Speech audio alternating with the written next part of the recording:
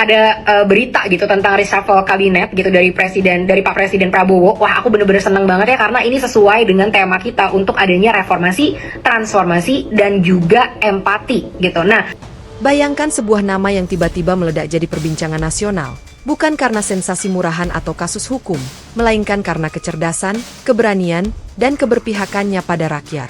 Ya, nama itu adalah Salsa Erwina Huta Galung. Seorang figur diaspora muda yang kini makin diperhitungkan di kancah politik nasional, bahkan disebut-sebut bakal masuk ke Kabinet Merah Putih era Presiden Prabowo Subianto.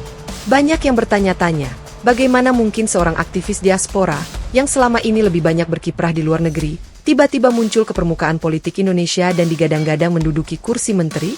Inilah fenomena baru yang membuat publik penasaran sekaligus terbelah. Apakah ini hanya sekadar wacana politik atau memang tanda zaman baru yang menghadirkan sosok-sosok segar ke dalam pemerintahan? Salsa Erwina bukan sekadar nama, dia adalah simbol.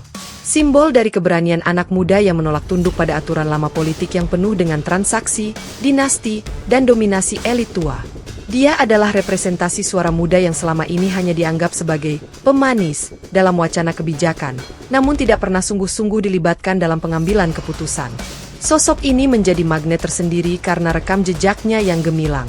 Dari kampus, forum internasional, hingga dunia riset, Salsa selalu tampil sebagai bintang muda yang tak bisa diremehkan. Lulusan terbaik hubungan internasional Universitas Gadjah Mada, juara debat antar universitas ASEAN, hingga menjadi delegasi Indonesia di Forum Diplomasi Muda di Brussels. Semua itu bukan prestasi yang main-main. Lebih jauh lagi, Salsa menancapkan namanya di bidang energi hijau dan diplomasi iklim di Denmark, salah satu isu paling krusial di era modern. Di saat banyak politisi sibuk ribut soal kursi dan kekuasaan, Salsa justru sibuk mengkaji masa depan planet ini dan bagaimana Indonesia bisa punya posisi tawar yang lebih baik di panggung dunia. Dan kini, semua mata tertuju kepadanya, karena ia disebut-sebut bakal jadi Menteri Pemberdayaan Perempuan dan Perlindungan Anak, sebuah posisi strategis yang selama ini sering dipandang sebelah mata, padahal menyangkut masa depan setengah populasi bangsa. Publik mulai memberi atensi serius ketika Salsa Erwina berani menantang anggota DPR, Ahmad Sahroni, dalam debat terbuka soal kinerja parlemen. Aksinya itu viral, menimbulkan gelombang dukungan yang luar biasa terutama dari kalangan muda. Banyak yang menilai, akhirnya ada sosok berani yang tidak hanya pandai bicara, tapi juga punya landasan data, argumen, dan visi yang jelas.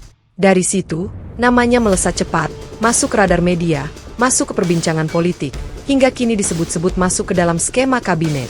Pertanyaannya, apakah Presiden Prabowo benar-benar akan memilih jalur baru dengan memberi ruang kepada figur non-partai seperti Salsa? Atau semua ini hanya manuver politik belaka? Jika kita bicara diaspora, sebagian orang masih salah kaprah. Diaspora bukan sekadar orang Indonesia yang tinggal di luar negeri. Diaspora adalah mereka yang membawa Indonesia di hatinya, meski berdiri di tanah asing. Mereka berkontribusi dalam isu-isu global, tetapi tetap punya ikatan batin dengan tanah air.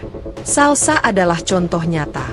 Meski berkarir di Denmark, dia tak pernah lepas dari isu-isu nasional. Dia bersuara tentang kesetaraan gender, dia menyoroti kesehatan mental, dia bicara soal transparansi politik, dan dia tak segan mengkritik sistem yang carut-marut. Itulah yang membuat namanya cepat melejit, karena publik melihat keaslian, keberanian, dan konsistensi. Andai benar masuk kabinet, ini akan jadi sejarah. Indonesia akan punya menteri dari kalangan muda diaspora, yang bukan berasal dari partai politik besar, bukan anak atau kerabat pejabat lama, tapi benar-benar lahir dari suara publik. Banyak analis menyebut, jika ini terjadi, Salsa akan menjadi representasi nyata bahwa politik Indonesia mulai bergerak ke arah inklusif. Bahwa suara rakyat, terutama generasi muda, akhirnya diakomodasi. Dan lebih penting lagi, masuknya Salsa ke kabinet bisa jadi pintu masuk bagi banyak figur diaspora lain yang punya kompetensi luar biasa tapi selama ini dipinggirkan. Namun tentu saja, jalan menuju kursi menteri tidak akan mulus. Politik Indonesia penuh intrik. Banyak pihak yang mungkin merasa terganggu dengan munculnya nama Salsa Erwina. Para politisi senior yang sudah terbiasa dengan pola lama pasti tidak akan tinggal diam. Mereka bisa saja mempersoalkan latar belakang Salsa, mempertanyakan pengalamannya, atau bahkan menyerangnya dengan isu-isu personal. Inilah ujian sesungguhnya bagi seorang figur muda yang baru akan masuk ke gelanggang besar politik nasional. Apakah Salsa mampu bertahan dari serangan-serangan itu? Atau justru akan tumbang sebelum benar-benar masuk ke lingkaran kekuasaan?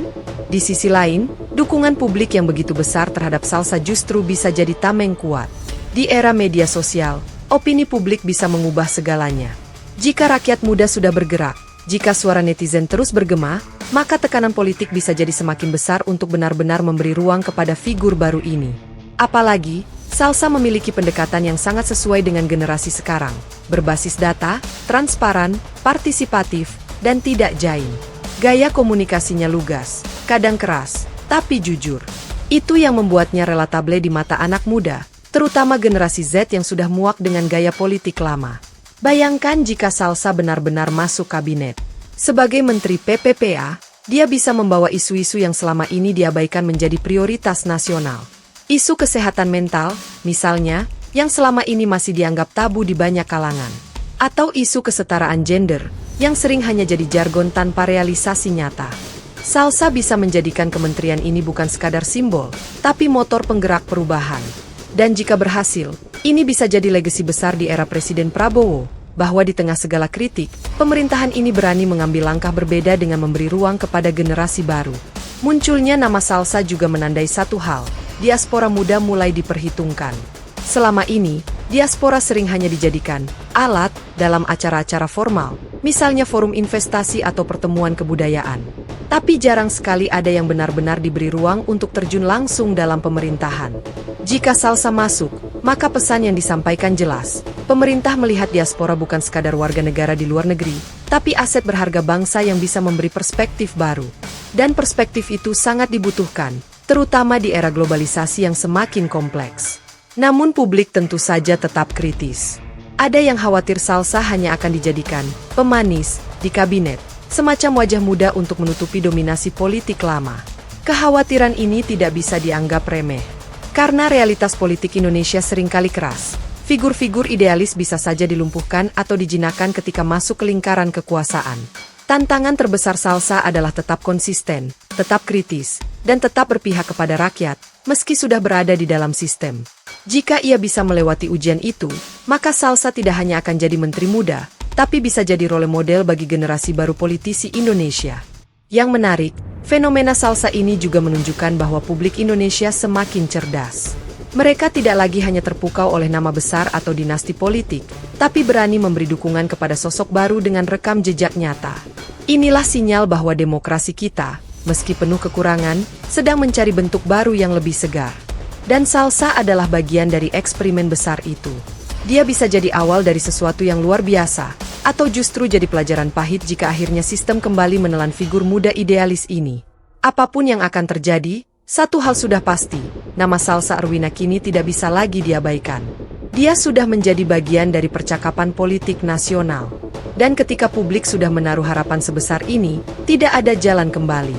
Bahkan jika tidak jadi menteri sekalipun, Salsa akan tetap jadi kekuatan politik baru yang diperhitungkan. Dia bisa maju di jalur legislatif, dia bisa membangun gerakan rakyat, atau bahkan suatu saat mencalonkan diri dalam kontestasi yang lebih besar. Apapun jalannya, Salsa sudah membuka pintu bagi banyak anak muda Indonesia untuk percaya bahwa politik bukan hanya milik elit, tapi juga milik mereka. Dan disinilah letak sensasi besarnya. Bayangkan, dari seorang diaspora muda yang dulu mungkin dianggap remeh, kini ia menjadi nama yang diperdebatkan di ruang-ruang politik tertinggi.